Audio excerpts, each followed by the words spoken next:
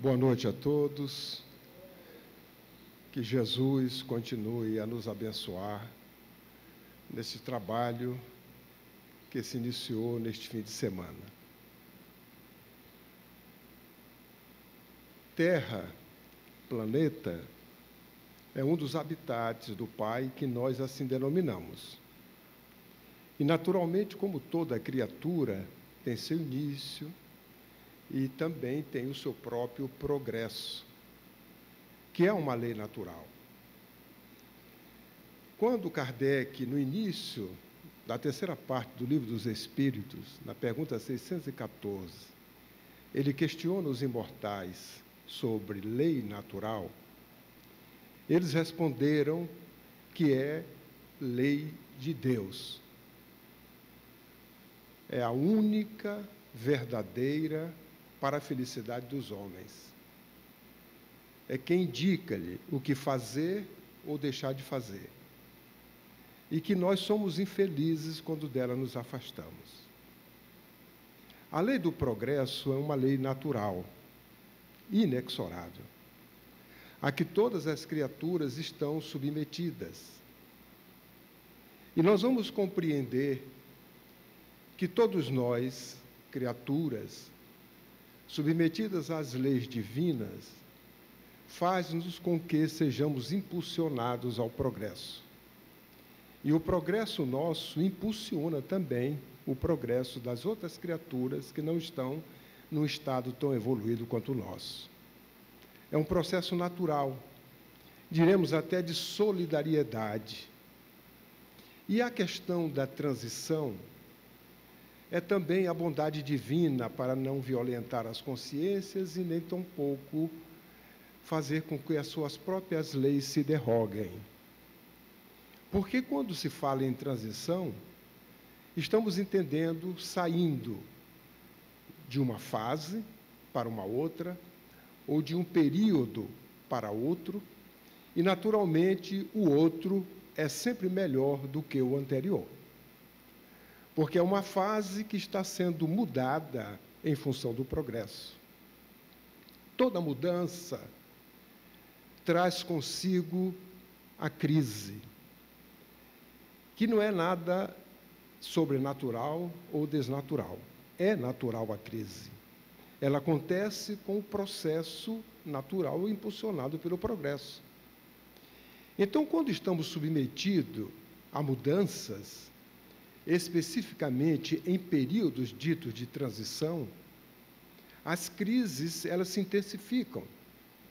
Porque, num exemplo muito simples, todos nós já fizemos mudança. Eu estou me referindo agora à mudança física mesmo.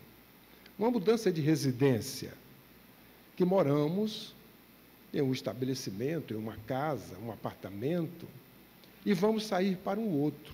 Dependendo do outro, se for maior ou menor, pode causar em nós uma série de conflitos, que também é natural, mas que espera das nossas escolhas, das nossas atitudes, que esses conflitos sejam positivos, que normalmente não são. Porque quando eu faço a mudança de uma residência maior para uma menor, eu tenho que desfazer-me de algumas coisas.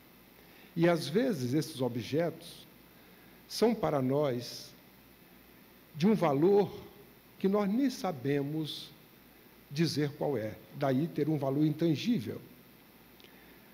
Um bem, que é um objeto que já vem dos nossos antecessores, que deixaram aos nossos cuidados, e que naquele novo local que nós vamos mudar, esse bem não é possível ser adaptado ao ambiente.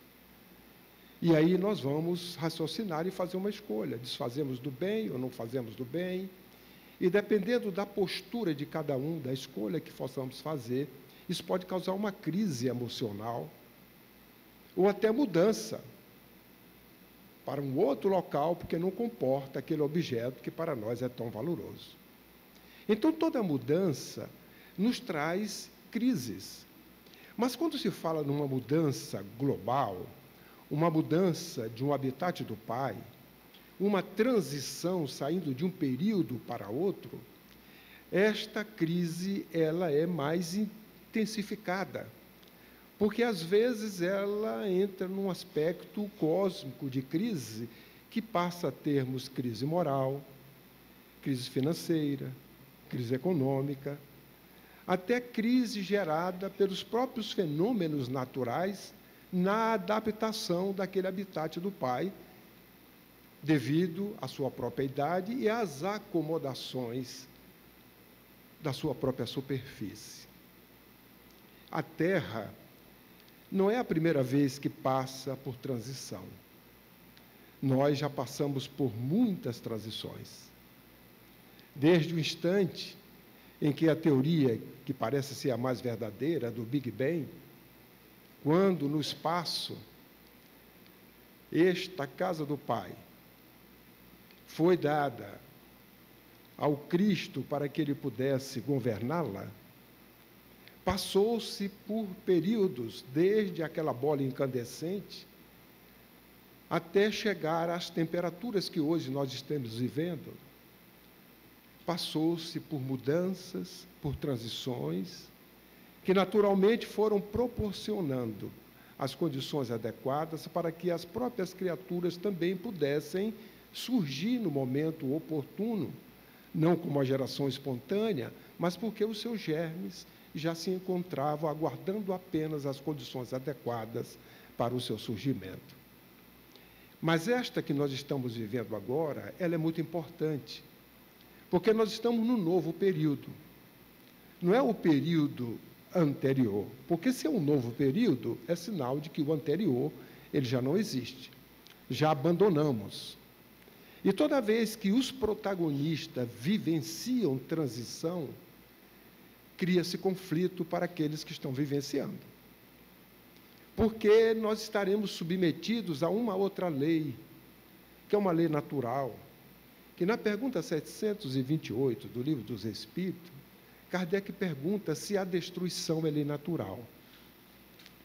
E eles respondem que é necessário que tudo se destrua para renovação e regeneração. Olha que interessante. Eles complementam dizendo que a destruição, como nós pensamos, ela não é mais do que uma transformação que acontece para uma nova fase. E toda vez que este fenômeno de destruição acontece, é para que este novo período, esta nova fase se renove. E a natureza, que é a expressão do pensamento do Pai, nos dá muitos exemplos dessa questão da destruição e da própria transição. Os crustáceos, por exemplo, eles, para crescerem, já que têm uma indumentária rígida, dura, eles têm que destruir aquela indumentária. E faz da seguinte forma: abandona. Vamos dar um exemplo, que nós estamos aqui numa região que todo mundo conhece, o siri, por exemplo. Ele abandona aquela casca e ele se mimetiza depois, porque o seu corpo fica com uma casca muito amolecida e frágil perante os predadores, inclusive os homens. Porque lá no meu estado, na Bahia, existe um prato chamado siri mole, muito delicioso, que os predadores, os homens, buscam este momento de mutação, de transição, em que passa esta criatura para poder colhê-lo e ter um prato saboroso. Porque se ele estivesse na fase anterior, nós não poderíamos nos alimentar dessa forma, teria que ser o que chamam de catado, né? Que tem que desfiar para o alimento. Então, isso é uma forma que a natureza nos mostra de que a mudança nos traz uma certa transição para uma nova fase, a fim de que haja um crescimento, haja uma renovação, haja uma regeneração. Por isso foi necessário destruir. E quando falamos em regeneração, entendamos como sendo a renovação moral e espiritual. A Terra passa por uma fase, que é esta fase de mudança, de transição para um outro momento que, na classificação, até didática, para podermos entender, saindo de um período de provas e expiações para um período de renovação moral e espiritual, como se for uma pausa, um descanso, depois de tantos problemas que tivemos, que vivenciamos na fase anterior, para chegarmos à felicidade, ao mundo feliz, que todos nós desejamos construir, mas que necessário se faz esse período, para que possamos construir este futuro novo. Esta transição faz-se necessário também que não só a lei do progresso, que nos impulsiona, de forma até compulsória, porque as nossas escolhas passadas, se fossem melhores, não fossem tão perniciosas, não fossem tão sombrias, nós talvez já estivéssemos vivendo esta renovação moral e espiritual, regeneração, há muito mais tempo. Porque quando analisamos a nossa história, a história da humanidade, que é nossa, verificamos que tivemos oportunidades de crescimento, tanto intelecto quanto moral. Entretanto, as escolhas das lideranças, daqueles responsáveis, até pela gestão de nações, não foram escolhas muito adequadas porque se afastaram das leis divinas, causando em todos nós o quê? A infelicidade. E o pior de tudo é que quando nós lemos o início da terceira parte do Livro dos Espíritos, que inicia na pergunta 614, quando chega na 621A, que é um desdobramento da 621, os Espíritos dizem que nós, além de nos afastarmos, nós esquecemos as leis e abandonamos estas leis. Ficamos por conta própria. Pelo nosso livre-arbítrio, a referência sendo apenas as nossas escolhas. E é natural que, ao longo desse processo, pelas nossas imperfeições, essas escolhas não foram adequadas e nem boas. Porque a nossa referência era quase nenhuma, nada, e fomos chegando a conclusões que até chegamos ao ponto de dizer que a providência divina, que Deus não era necessário para a escolha de qualquer coisa que nós pudéssemos observar numa pesquisa na própria natureza. Deus não era necessário, porque a própria ciência explicava tudo à luz da matéria, num processo de pesquisa de poder entender e querer entender o mundo que nos cerca. E, naturalmente, dentro de uma visão parca, curta, nós nos restringimos a observar simplesmente aquilo que os nossos sentidos possibilitavam ou que o nosso intelecto, pelo desenvolvimento destas pesquisas, chegou a estas conclusões. Naturalmente, havia necessidade de um despertar para que nós saíssemos deste caminho, que é um caminho levado apenas para a parte material. A explicação de um dos princípios do universo, que é o princípio material, regido por leis naturais também. É por isto que neste processo de transição que não começou agora, ele já começou há muito tempo, e nós podemos dizer que começou desde o Cristo, mas quando nós lemos a Gênese, que completa 150 anos, tem uma mensagem no capítulo 18, do Dr. Barry, que ele nos diz que este processo de transformação já se encontrava a pleno há um século. Isso quer nos dizer que, se comemoramos hoje 161 anos da codificação, há 261 anos, por esta informação, esse processo já estava se iniciando.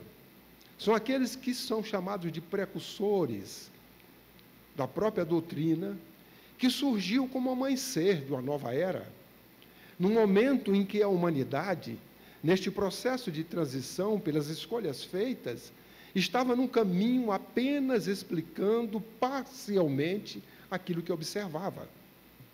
E a doutrina espírita surge no momento certo para secundar este processo da evolução que nós estamos passando, chamado de transição, para podermos entender melhor a vida nas dimensões em que ela se faz, tanto na dimensão material quanto na dimensão espiritual.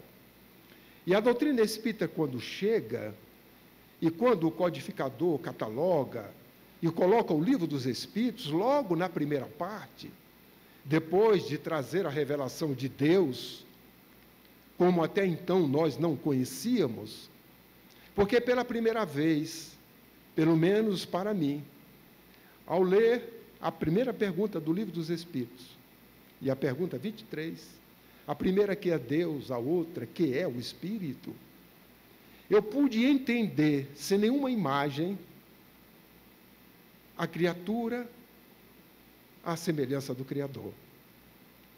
Porque a inteligência suprema é o Criador.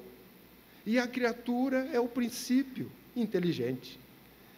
Fez-nos, me acalentou, me consolou. Porque a imagem do Criador, retirado da criatura, fazendo, vamos dizer, uma engenharia reversa, é o antropomorfismo que nós fomos condicionados a crer e acreditar na imagem daquele homem respeitoso, idoso, com o dedo apontando, como se fora Deus. E é neste contexto em que a humanidade transita pelo materialismo, e ele chegando ao ápice, a ponto de negar a providência para explicar as coisas, é que a doutrina espírita surge, mas surge como um sol no amanhecer da nova era. Como a dizer, criaturas, raciocinem um pouco mais. No universo não existe apenas a matéria. No universo, existe dois princípios que está exarado no Livro dos Espíritos. O princípio material, o princípio espiritual, antes e acima desses dois, o Pai, Criador de todas as coisas. A inteligência suprema. Isto faz com que o materialismo, que até então graçava com toda a sua pujança, encontre um contraponto que faz-nos melhor entender a realidade da vida, porque simplesmente com a explicação da matéria, ou deste princípio material, que também é regido por leis naturais, e daí a ciência tradicional tratar destas leis, e podermos entender o seu processo, mas por si só é limitado. Não transcende, não explica a vida como realmente ela é, deixando-nos vácuos de entendimento neste processo. Mas quando nós entendemos o princípio espiritual e verificamos que os dois se completam no entendimento desta realidade, tudo muda. E nós vamos então compreender melhor a razão de ser, ambos os planos da vida, porque surgiu uma nova ciência. E o codificador assim a denominou, porque durante o seu trabalho identificou que estava diante de uma ciência nova de interesse da humanidade e que, ao mesmo tempo, era uma ciência de observação na doutrina filosófica. Como ciência prática, tinha um laboratório, mas um laboratório diferente daquele que a ciência tradicional trata quando estuda o elemento material. O laboratório é a mediunidade, aonde o intercâmbio entre ambos os planos da vida utiliza-se deste instrumento para que possa ser entendido o que acontece naquilo que para nós denominado morte, e que é uma lei natural, que é lei de destruição. Aí, lembrando a pergunta 728, de que nos diz que a destruição que nós imaginamos é nada mais do que uma transformação, revela à humanidade de que a morte é o veículo da vida para uma nova dimensão. Não é mais aquela morte que nós imaginávamos, ao contrário, é um veículo que conduz a vida para uma dimensão outra que não aquela que ela estava anteriormente. E assim traz para a humanidade, neste laboratório, a relação que existe entre os espíritos. E esta relação se dá entre a dimensão material a que nós nos encontramos, entre a dimensão espiritual daqueles que estão sem a indumentária carnal, e a relação entre ambos os planos da vida, de encarnados para desencarnados e de desencarnados para encarnados. Traz-nos uma nova ciência, um novo laboratório, novos instrumentos, que não são idênticos àqueles que, tratando do princípio material, se tiver a CNTP, ou seja, as condições normais de temperatura e pressão, o fenômeno acontece aqui, a Lures, nas mesmas condições, desde que tenha as condições normais de temperatura e pressão. Faço uma experiência aqui, essas mesmas condições, se eu transportar para qualquer outro local, o mesmo fenômeno acontecerá. Mas o laboratório que trata do princípio inteligente, que tem vontade, livre-arbítrio, não está submetido a estas vontades das leis que regem o princípio material, mas está regido às leis morais, que regem a relação entre os espíritos, seja em qualquer dimensão. Assim, nós temos uma ciência nova, que no laboratório prático nos explicita estas relações. Mas, como doutrina filosófica, nos traz e nos explicita todas as consequências morais resultantes destas relações.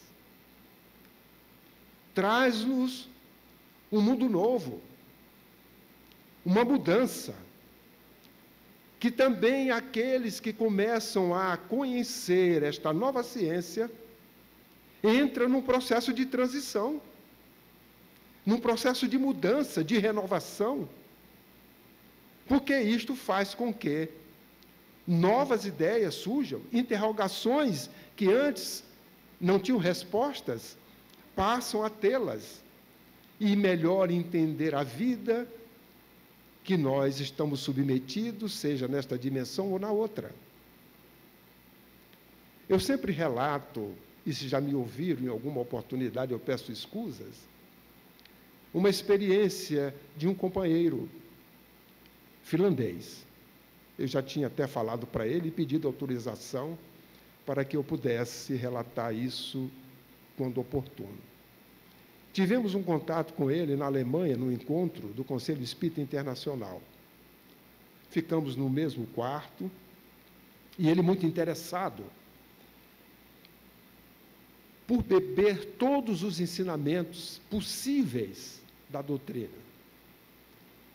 E ele ali estava representando o seu país. E ele me falou, fala muito bem o português, que ele, por questões profissionais, ele veio ao Brasil e, no estado do Espírito Santo, terminou conhecendo uma brasileira espírita, e, a partir de então, ele observou-a, porque ela era espírita, e como espírita, ia às reuniões, estudava, tinha o seu comportamento que ele achava um pouco diferente, mas era um comportamento que ele aceitava. E aí um dia ele se interessou e desejou ler e conhecer a doutrina espírita. E ele então começou pelo Livro dos Espíritos. Aí foi lendo, desinteressadamente, apenas para conhecer algo novo que ele estava, e até para melhorar seu português. Quando ele estava lendo, o interesse foi aumentando, e antes dele terminar o livro, ele parou, chegou para a esposa e disse assim: eu vou lhe dizer uma coisa, se tudo isso que eu estou lendo aqui é verdade, eu estou fazendo tudo errado. Porque tudo que eu faço, eu não estou raciocinando com isto. Porque ele entrou diante de uma revelação que tirou um véu, abriu uma cortina para ele da imortalidade. que ele tinha uma barreira do materialismo, de que ele ia, mas chegava um momento que tudo acabava. E quando descortina a realidade espiritual, da imortalidade, da reencarnação, da livre escolha, da responsabilidade, ele então ficou mais interessado e começou então a ler e a participar das reuniões da casa com a esposa. Mas ele nos disse que o que mais marcou a ele foi um exemplo. Havia uma senhora que naquela casa, ela chegava cedo, saía mais tarde, estava sempre com um sorriso aos lábios. E certa feita, ele passando à rua, verificou um ambiente muito pequenino. Pela sua descrição, não tinha mais do que 2 metros de profundidade por 1,5 metro de largura. Era um espaço pequeno, onde encontrava-se uma senhora de costa para a rua, em frente a uma máquina de costura, trabalhando, e pessoas adentrando e entregando objetos para que ela fizesse reparos, seja uma bainha de uma calça, um botão para ser pregado, e assim por diante. Ele passou, achou aquilo interessante, mas como era o caminho que ele sempre passava, da outra vez ele passou, disse: eu conheço essa senhora. Prestou bem atenção e, para sua surpresa, era aquela senhora do centro espírita. Aí ele interrogou: não é possível. Essa senhora, será que ela trabalha aqui só nisso? Sobrevive disso? E está com um sorriso daquele jeito, trabalhando daquele jeito? E isso marcou ele profundamente, porque, na realidade, ela sobrevivia daquele trabalho. Mas jamais faltou-lhe o júbilo, a alegria de viver. As intempéries, as dificuldades naturais que a vida oferecia, à luz da codificação, ela certamente sabia vivenciar isso, tendo como rumo, como roteiro, a doutrina espírita em sua vida.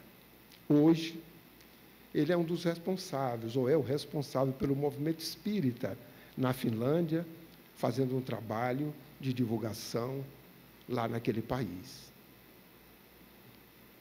Conhecer esta nova revelação, conhecer essa doutrina, abre um amanhecer de uma nova era, cria para nós um processo de transição que pode ser conflitivo ou não. E é um conflito positivo, porque estamos diante de verdades que foram reveladas, porque a doutrina espírita, na sua feição de evangelho redivivo, resgata a pureza dos ensinamentos de Jesus, que há 2000 anos veio nos consolar com o evangelho. Mas ainda tão infantis quanto éramos e somos, ele, verificando esta nossa imperfeição, ele nos prometeu um outro Consolador. Porque o Consolador é o Evangelho de Jesus. E o outro é este que agora, como a nova ciência, traz a humanidade para ficar por todo e sempre. Porque ele assim o disse, que ele ficaria por todo e sempre. E não estaria personificado em nenhum espírito. E o trabalho que Kardec fez com os espíritos vem secundar este momento de transição que nós passamos, onde exige de todos nós atitudes, comportamentos coerentes.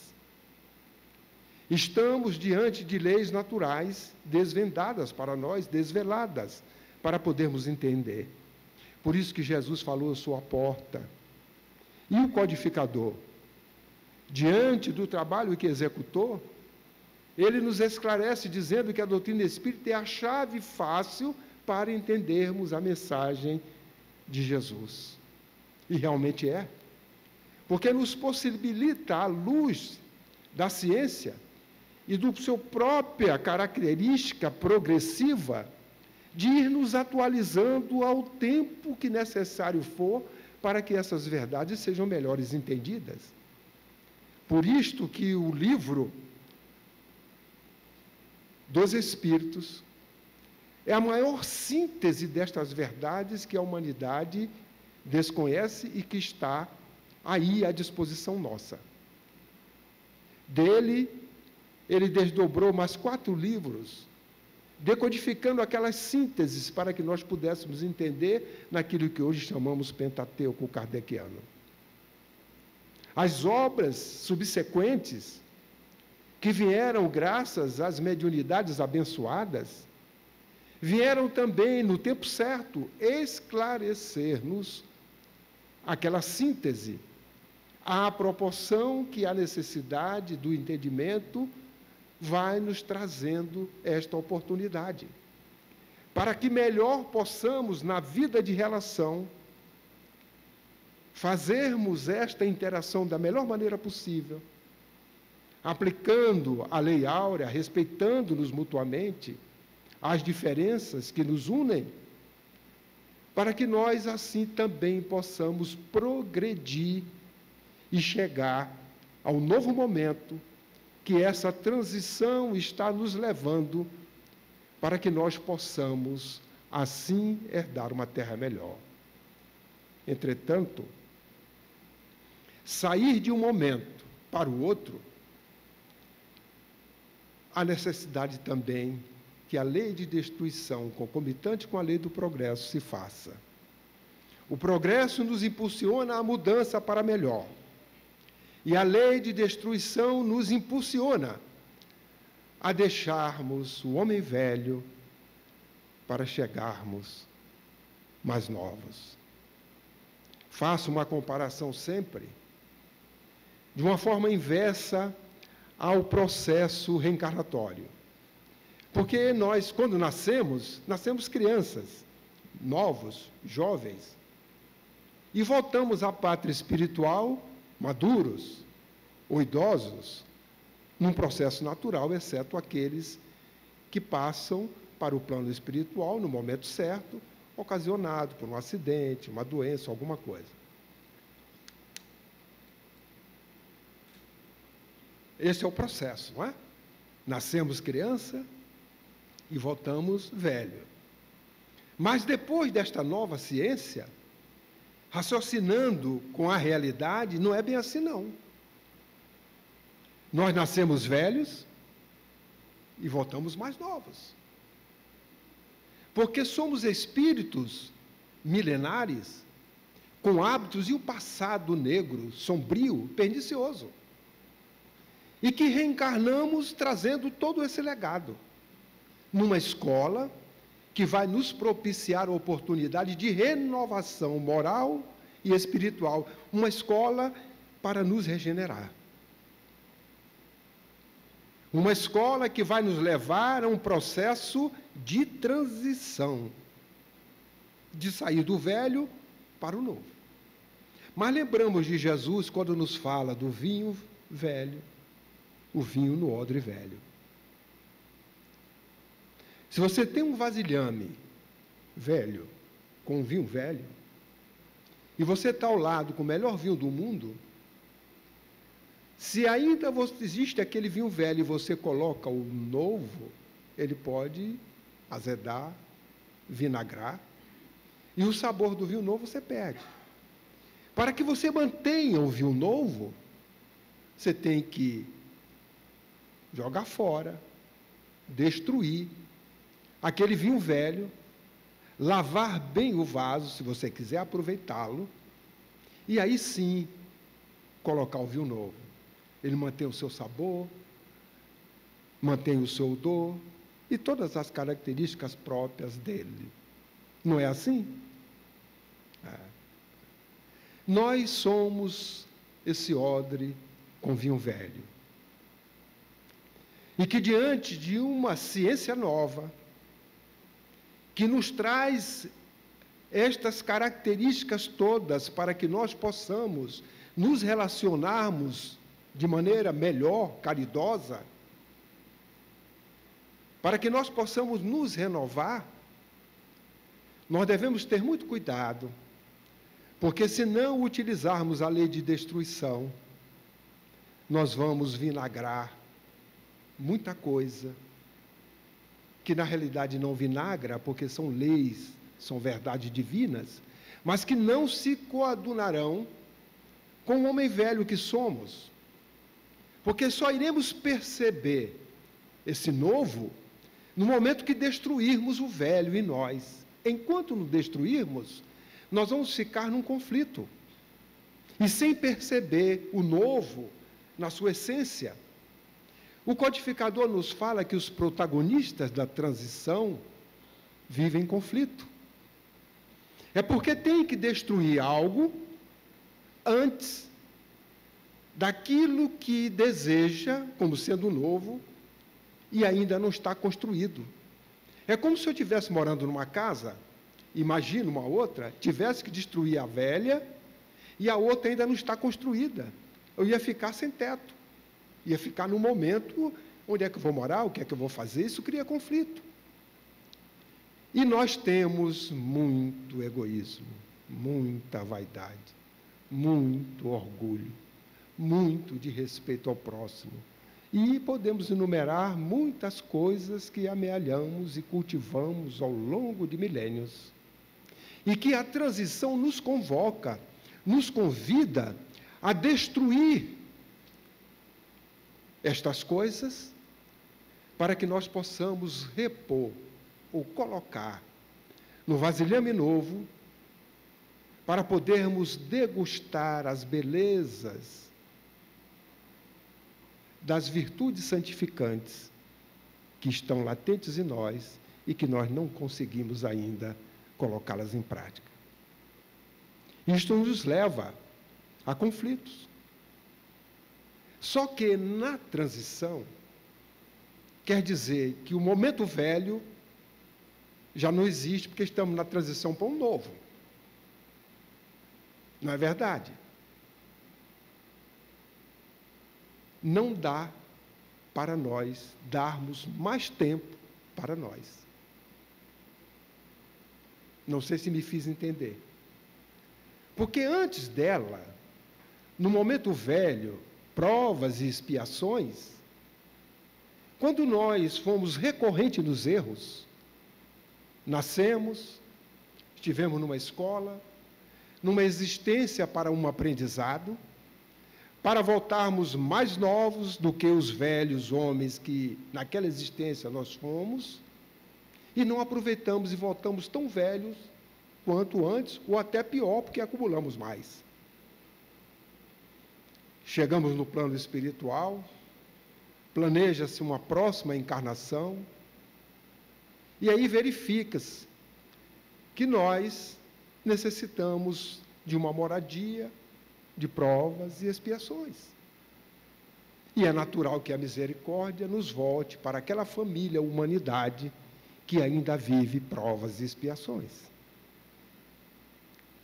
Quando chegamos na transição, quer dizer que provas e expiações já não mais será. Porque é uma transição para a regeneração. E nesta transição, quem vivencia ela, ao desencarnar, se a análise reencarnatória desta que nós estamos vivenciando é de que nós necessitamos de uma moradia, de provas e expiações, a razão, o siso, a lógica, o bom senso, o discernimento, nos diz: o Pai é misericordioso. E é. E Ele vai me dar o habitat compatível com o meu merecimento, que ainda é de provas e expiações. Nós vamos voltar para a Terra, que já está em transição, provas e expiações já está ficando para trás. Será que voltaremos? Por isso que afirmamos, não dá para nós que somos protagonistas da transição, para darmos mais tempo a nós, porque não dá mais.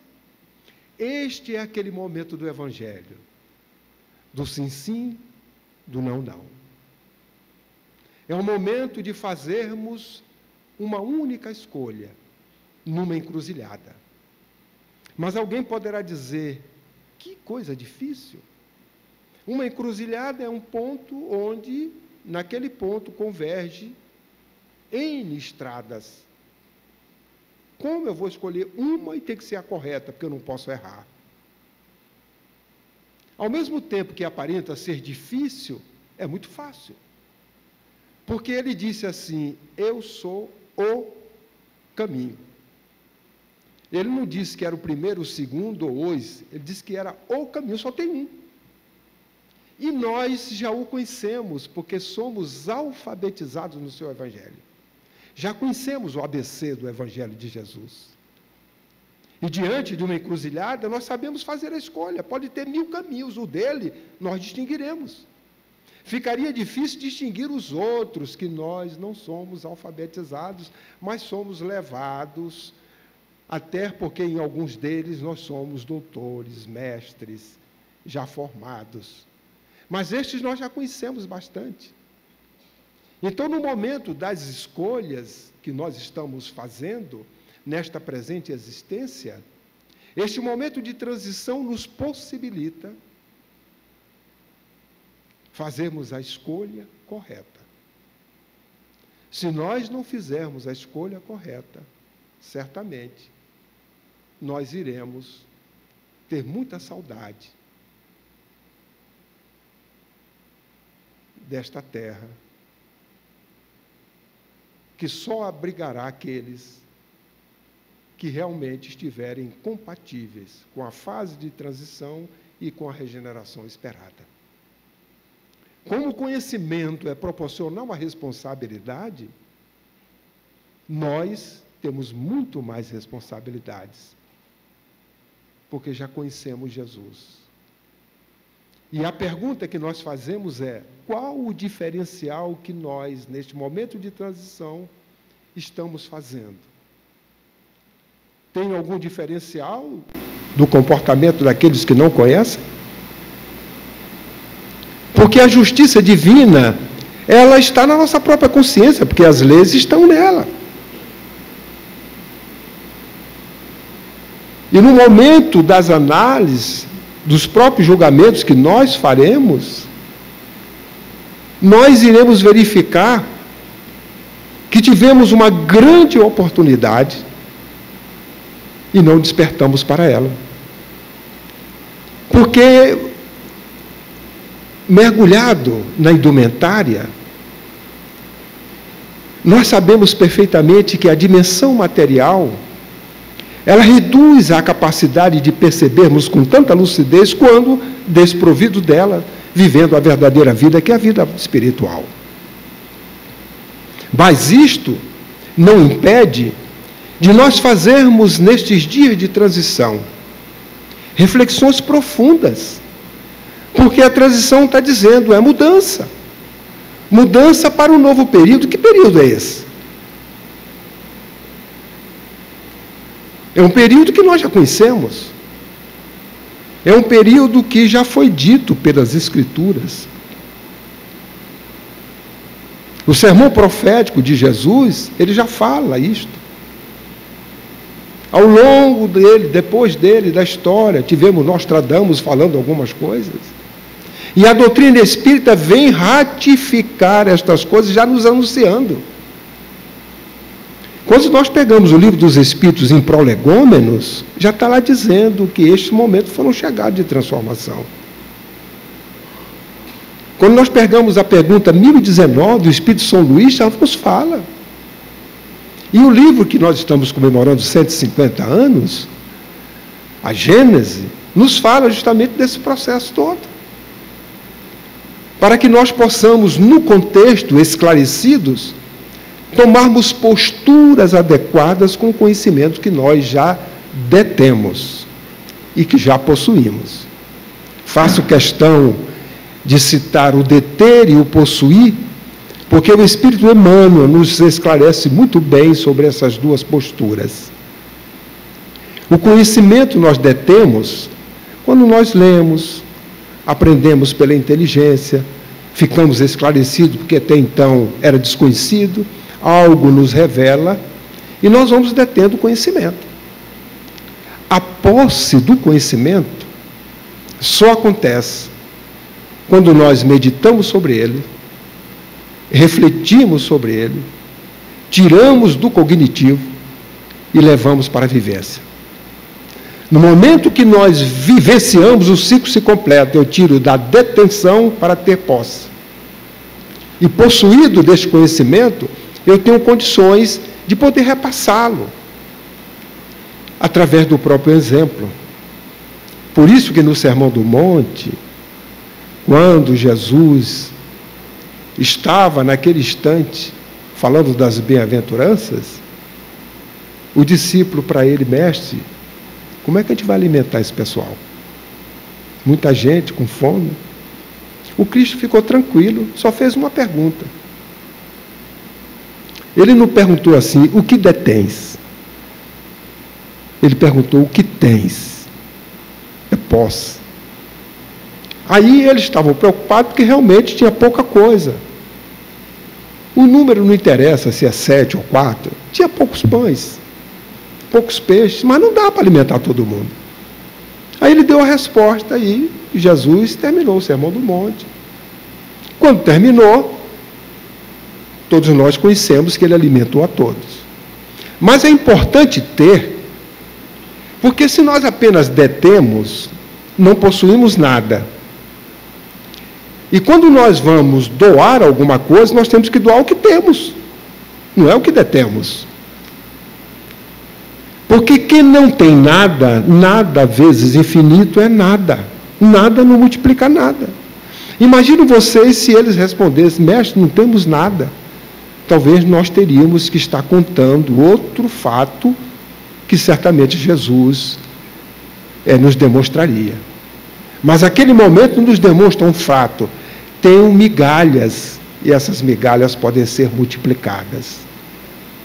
Então nós precisamos conquistar estas migalhas, sair da detenção do conhecimento para a vivência dele. Porque na vivência nós vamos construindo essa migalha. É um grão aqui, um outro grão ali. E na hora que o Cristo nos pergunta: que tens, ó mestre? Eu tenho um pouquinho de peixe, não tanto quanto no Sermão da Montanha, e um pouquinho de pão. E ele nos tranquiliza, porque ele sabe multiplicar este pouco para beneficiar os muitos. E é por isso que nos dá, no momento de transição, a possibilidade de trabalharmos com ele, com aquilo que temos. Porque temos alguma coisa, mas ele quer multiplicar. Porque a nossa diferença para aqueles nossos companheiros de existências passadas, do passado pernicioso que temos, é que nós nos arrependemos. Só esta diferença. Eles não. Quando nós nos arrependemos, já começamos a possuir algo. O arrependimento. Mas nos diz o Céu e o Inferno, no capítulo 7, que toda vez que nós transgredimos as leis naturais, para que nós possamos nos ressarcir perante elas, tem 3 coisas a ser feito. Primeiro, o arrependimento sincero, depois a expiação, para depois reparar. Só depois de reparar é que nós quitamos a conta. Nós ainda estamos na expiação. Não estamos na reparação. Nos arrependemos, estamos tendo a oportunidade de expiar. Aí o que é que ele faz? Estão arrependidos? Nos dá trabalho. Para que através da atividade útil nós possamos conquistar aquilo que nós ainda não conquistamos, que são essas virtudes santificantes em nós. Porque detemos o conhecimento que ele antecede ao exercício, à prática, porque ninguém faz nada sem conhecer. Por isso que o desenvolvimento intelectual ele antecede ao moral. Para que eu possa compreender e distinguir o bem do mal, eu preciso conhecê-lo, para que eu pratique sempre o bem, para que o mal não apareça, já que o mal é a ausência do bem. E à proporção que nós vamos exercitando estes valores, nós vamos conquistando estas migalhas, e como já conquistamos pelo menos o arrependimento, o Cristo nos brindou com o trabalho. E nos coloca na mesma casa, num contexto de transição planetária, para que nós possamos contribuir com ele À proporção que nós vamos exercitando o conhecimento que detemos para a conquista do possuir, fazer com que isso vá sendo, pelo exemplo, passado a outros e assim sendo multiplicado no trabalho que nós exercitamos com ele. A transição é planetária e ela oportuniza não só a nós, como nos dá também oportunidade a toda a humanidade da Terra. E a humanidade da Terra se faz em todas as regiões na dimensão espiritual. Desde as regiões trevosas, que para efeito didático, de entendimento, se faz da crosta da Terra para a sua intimidade mais próxima do seu centro, nas regiões umbralinas, na região que nós estamos vivendo, na dimensão que é a crosta da Terra, em todas as regiões da Terra, onde a sua humanidade vive, este processo ele está acontecendo. Mais intensamente, é natural, nas regiões de sofrimento, de dores, aonde neste processo de transição, os espíritos rebeldes, os que se encontram ainda recorrente no trabalho de fazer escolhas próprias, sem referência nenhuma que a não ser as suas vontades, e por isso se omisiam em regiões difíceis, regiões de sofrimento. Se a Terra melhora um pouquinho, eles não encontram o habitat coerente e com a sintonia para poderem viver nas regiões que não serão mais trevosas da Terra. Isso os incomoda. E eles saem destas regiões em massa e chegam até nós na crosta da Terra, nos reencontram, porque são irmãos nossos equivocados, não são nossos inimigos, e nem devemos considerá-los assim. São irmãos que não se arrependeram.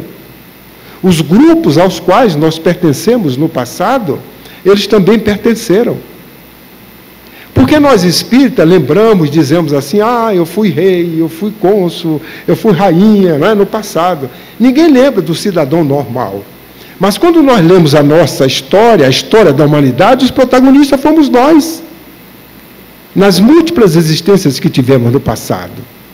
E quando olhamos os desmandos, os mandos, as atitudes perniciosas, as lutas, as guerras ditas santas, quem foram os protagonistas?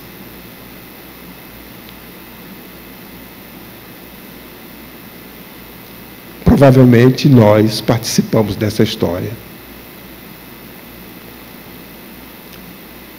E ao nos arrependermos, somos considerados traidores por estes grupos que permanecem.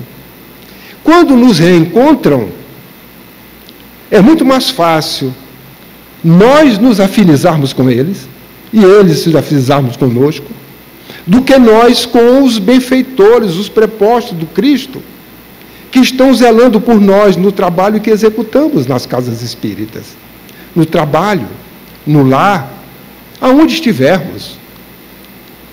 Porque apenas nos arrependemos, estamos num processo de renovação, de regeneração, com uma dificuldade enorme, um esforço hercúleo, para podermos sair do homem velho, destruir aquilo que tem que ser destruído, para voltarmos à parte espiritual mais jovens do que quando nascemos. E estes reencontros têm se intensificado e se intensificam neste período de transição, aonde a Terra passa por todas essas questões para proporcionar a toda a humanidade as condições adequadas para que aproveitem e jamais reclamem da divindade que não tiveram chance. E esses espíritos estão próximos de nós e se afinizam conosco, porque no momento que nós não somos capazes de desculpar ou de perdoar, essa sintonia com Ele se torna muito forte. E o que é que eles fazem? Diante dessa sintonia, eles intensificam. Eles colocam isto num potencial muito maior. E hoje com muita facilidade. Porque viver em regiões trevosas, regiões difíceis, tem que ser muito inteligente. Porque precisa de comunicação. E eles dominam. E dominam subjugando. Subjugando como? Através de processos onde o magnetismo é altamente conhecido por eles. Tem um desenvolvimento intelectual muito maior do que nós. Nós não temos condições de enfrentá-los sozinhos. O que lhes falta é o coração ser tocado pelo amor que ainda não foi. Muitos deles cometeram tantos erros que eles mesmos, numa autoanálise, disseram que não tem mais chance de serem perdoados. E se homiciaram nessas regiões e lá sobrevivem, fazendo o que desejam, procurando fazer a justiça com as próprias mãos, subjugando, transformando os perispíritos de homens em de outras criaturas, para que sejam serviçais aos seus interesses e lutando contra o bem. Eles lutam hoje contra o bem. E quem está praticando o bem passa a ser objeto deles. E é o que nós estamos vivendo nestes dias. E a dificuldade que nós encontramos é justamente porque nós, nas nossas sintonias, por falta de vigilância, nós estamos nos aproximando mais deles do que dos benfeitores. Quando se fala em vigilância e oração, eu gosto muito da citação de Marcos, que ele cita que Jesus falou: olhai, vigiai e orai. Eu gosto mais desta citação do que simplesmente do vigiai e orai, porque o olhai antes, ele possibilita você fazer uma varredura, olhar, analisar, identificar o alvo que você tem que vigiar. Porque sem olhar, nós podemos escolher o alvo errado.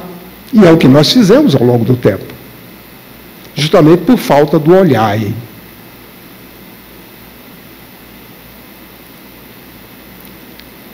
O que é que nós fazemos?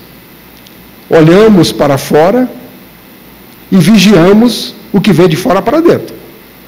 E começamos a orar pelo outro para fazer as coisas. Não é assim o normal? Mas quando nós olhamos, nós identificamos que o grande zoológico, as grandes feras, e podemos dizer assim até demônios, no sentido da palavra, não está fora. Está dentro de nós.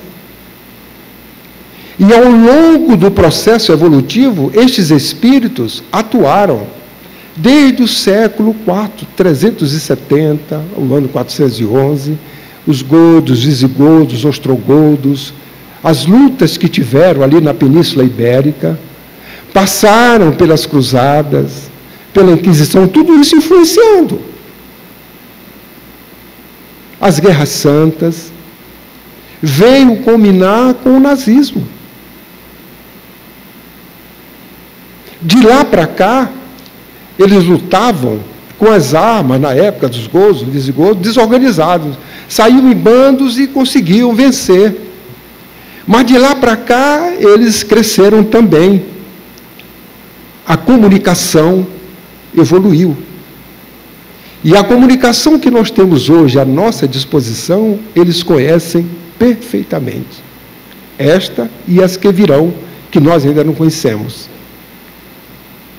São altamente inteligentes e se utilizam desses recursos, atuando em nós sem que nós percebamos, por estas influências de conexões que se faz de forma automática e que hoje é fácil entendermos quando dizemos que um conector, como um celular, se conecta com a senha do Wi-Fi do local onde nós conhecemos a senha. E automaticamente ele conecta e desconecta, dependendo se você está próximo ou se você está longe.